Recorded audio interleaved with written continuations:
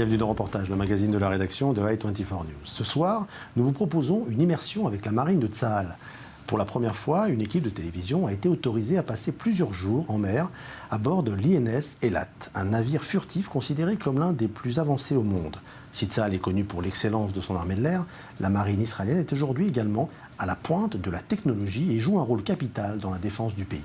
Sur ce bâtiment de guerre, une centaine de jeunes soldats et officiers que nous avons suivis jour et nuit dans leur mission. Une mission longue, difficile, périlleuse, à des centaines de kilomètres des côtes israéliennes, en Méditerranée, une zone où se trouvent d'immenses gisements de gaz. Une zone stratégique désormais pour Israël. Tsahal, à bord d'un navire furtif, un reportage de Maxime Pérez et Charles Balbalazer pour I24 News.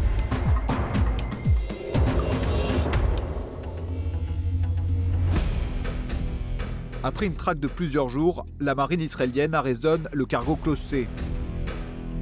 Un raid spectaculaire mené au large des côtes somaliennes en mer Rouge. Dans les cales de ce bateau affrété par l'Iran, les commandos israéliens retrouvent des roquettes, des obus et des milliers de munitions destinées aux factions palestiniennes de Gaza. Ce jour-là, l'INS Eilat prend part aux opérations. C'est le navire amiral de la 3e flotte israélienne. La 3e flotte israélienne est la plus importante au sein de Tsahal, celle qui mène aussi le plus d'opérations en mer. Voilà ce qui m'est autorisé à dire à notre sujet. L'INS Eilat compte 20 ans de service dans la marine israélienne. Avec ses 85 mètres de long et une armature de 1200 tonnes, il appartient à la catégorie des corvettes dédiées aux missions défensives. Mais Tsahal en a fait une redoutable forteresse, prête à n'importe quel type de combat naval, une forteresse furtive, indétectable au radar. Nous vous embarquons à bord de l'INS Eilat depuis le port de Haïfa, l'un des centres névralgiques de la marine de Tsahal. Les images que vous allez voir sont exclusives. Nous vous proposons une immersion au cœur de l'une des armes les plus secrètes d'Israël, direction la Méditerranée, une zone désormais stratégique.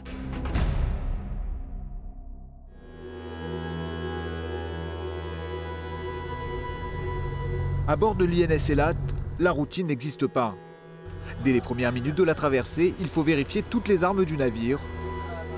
Même en Méditerranée, un navire de guerre israélien est une cible constante. Nous suivons le lieutenant Oran sur le pont. Il n'a que 21 ans et à sa charge le commandement de tous les systèmes de défense du navire. Et toi, tu as des boules qui et un gilet de sauvetage? Soudain, l'alerte retentit. Ces hommes ont quelques secondes pour rejoindre leur position et armer leurs mitrailleuses lourdes.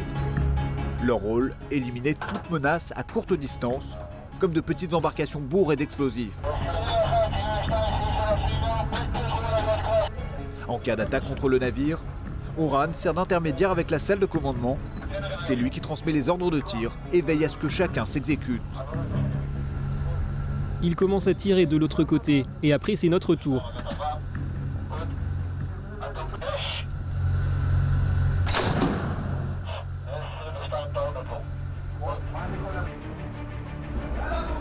Allez, on descend dans les cales. Vite, passe-moi un masque. Quelques instants plus tard, des marins sont appelés à l'arrière du navire. On signale un début d'incendie dans une cabine, le cauchemar de tout marin. Car avec toutes les munitions stockées à bord, le navire est une véritable poudrière. J'essaie de progresser vers la porte. Allez, plus vite, pompier. Les couloirs du navire sont étroits et les pompiers sont lourdement équipés. La progression est rapide, mais le vacarme ambiant gêne la communication entre les hommes. Feu maîtrisé! Feu maîtrisé! C'est une fausse alerte, mais les pompiers ignorent tout de l'exercice. Chaque entraînement se fait dans des conditions presque réelles.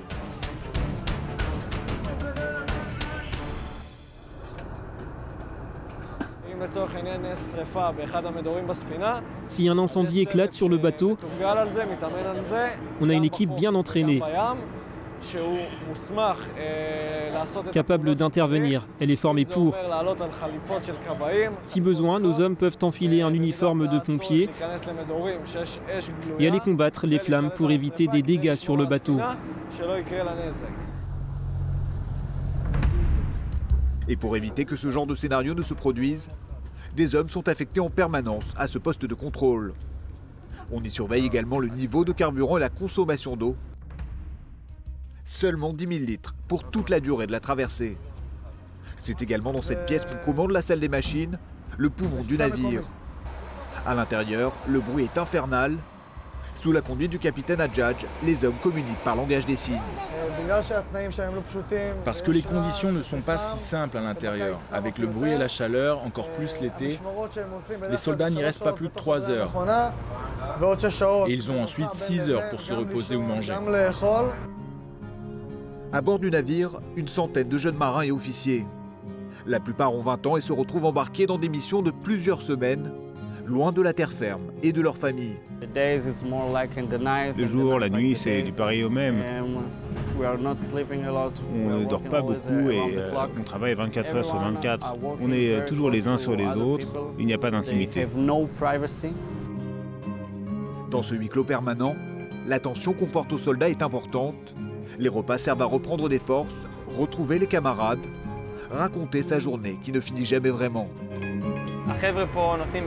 Les gars ici donnent le meilleur d'eux-mêmes.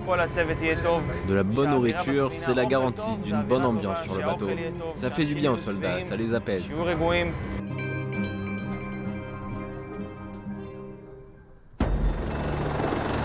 À l'arrière du navire, un hélicoptère Panther de fabrication française. Pendant la traversée, il multiplie les missions de renseignement pour informer l'équipage de l'état de la mer ou d'éventuelles menaces. Un travail de reconnaissance essentiel. PC, avez-vous des données? Notre position est 3-2-0. Notre vitesse, 17 nœuds. Affirmatif. Voici Or, 22 ans. Sa combinaison orange le distingue des autres soldats. Il est membre de l'armée de l'air. Son rôle sur le bateau, c'est de gérer la liaison avec l'hélicoptère. Une tâche délicate, parfois rendue périlleuse par les vagues ou les vents violents. Dès que le Panther est en approche ou quitte la plateforme, Or donne le rythme. À son signal, son équipe se tient prête à bondir vers l'hélicoptère pour l'attacher ou le détacher.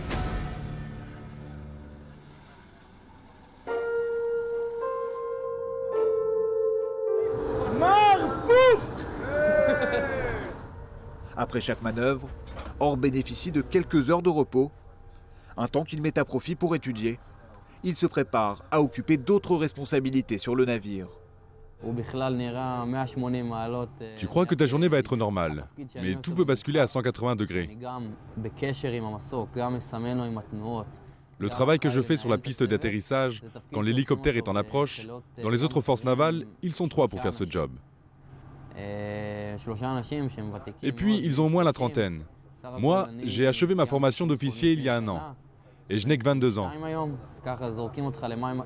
Ici, on te jette à l'eau et tu dois faire tes preuves.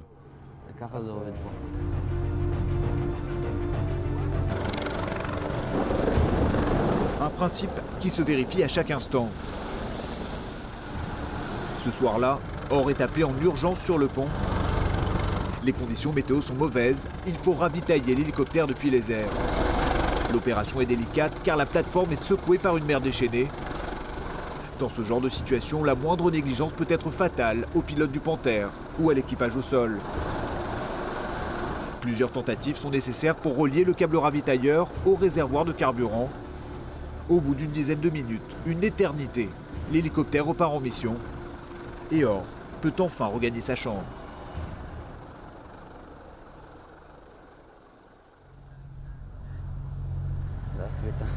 Ça, c'est ma suite. C'est là où je dors pendant la traversée. Enfin, c'est celle que j'ai squattée quand on m'a piqué la mienne.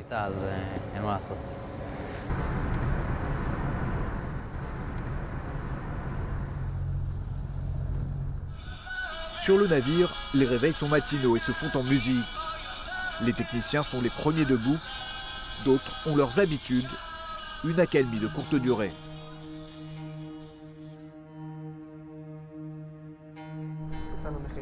Ok, on est donc parti d'ici, de Haïfa, et on a suivi cette trajectoire qui mène à la Crète.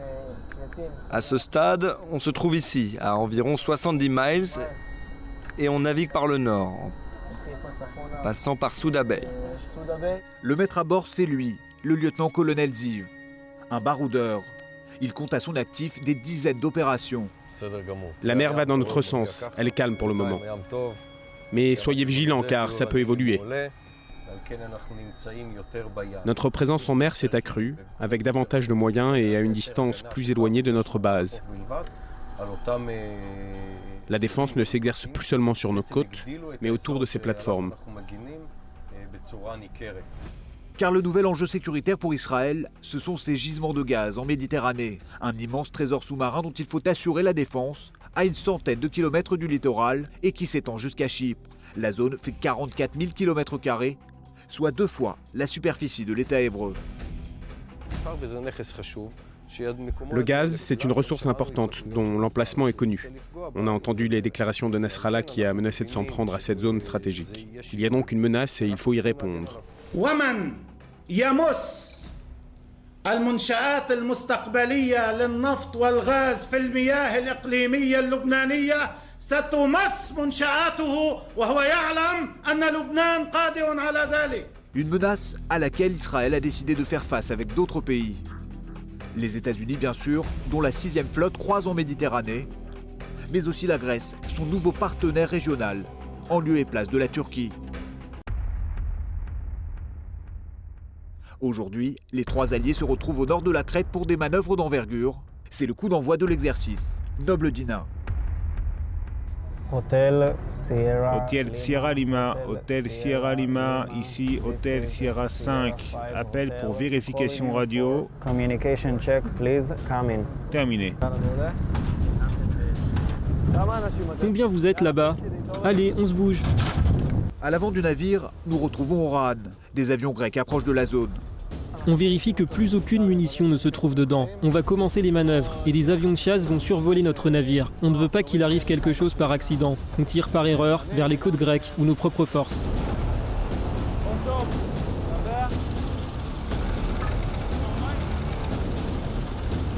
En salle de navigation, le lieutenant-colonel Ziv a lui pris les commandes des opérations. Vous avez verrouillé les cibles? Ok, parfait.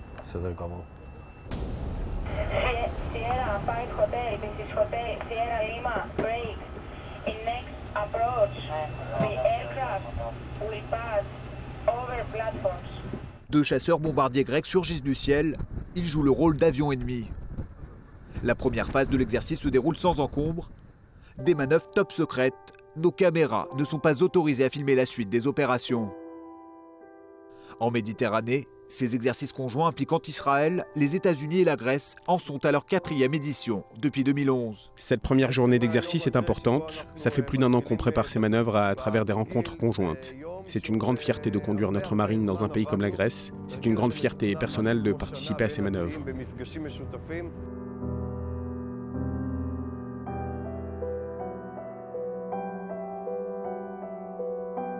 L'équipage de l'INS Eilat rejoint en fin d'après-midi le port militaire de Chania, au nord de la Crète. Il se trouve désormais à plus de 1000 km de Haïfa, son point de départ. Les autres bâtiments de la 3e flotte de Tsahal suivent les uns derrière les autres. Ils incarnent le nouveau jeu d'alliance en Méditerranée, si important pour Israël.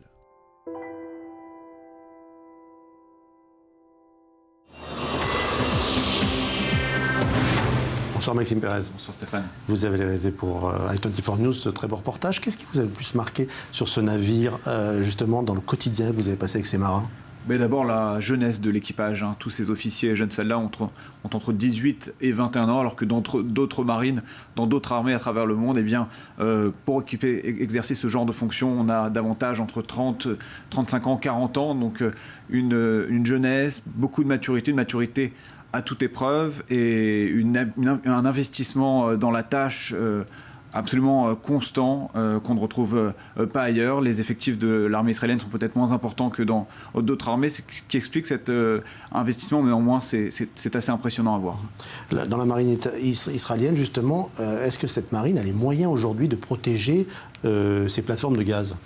Dans l'état actuel des choses, non. C'est pour cela que l'armée israélienne implique également son aviation dans la protection de ces plateformes de gaz. Il faut savoir que des drones de l'armée israélienne surveillent en permanence ces plateformes de gaz. Et à côté de cela, eh bien, la marine investit des moyens financiers colossaux en ce moment même pour doubler par exemple la flotte de sous-marines qui seront affectées à la surveillance de ces plateformes de gaz pour tout simplement acquérir de nouveaux bâtiments de guerre comme ce navire qui seront plus tard affectés à la surveillance de ces plateformes. Alors Maxime, on a vu ce genre de manœuvre est-elle finalement une sorte de répétition générale pour un conflit avec l'Iran notamment ? Ce qui est sûr, c'est que la mer Méditerranée, au-delà de ces gisements de gaz assez impressionnants, offre un formidable terrain d'entraînement à la marine israélienne, mais également à la marine américaine qui est associée à ces manœuvres, on l'a vu dans ces images. Ce que confient certains officiers de rang que nous avons pu rencontrer en marge de ces manœuvres, c'est que évidemment tout cela peut évidemment servir de répétition générale à une possible intervention contre l'Iran, par exemple au large du détroit d'Ormuz, qui est un secteur stratégique que les Iraniens menacent de bloquer en cas d'attaque contre leurs installations nucléaires. Merci Maxime Pérez. Merci Stéphane. Je vous retrouve la semaine prochaine pour un nouveau numéro de Reportage, le magazine de la rédaction de i24 News. Au revoir.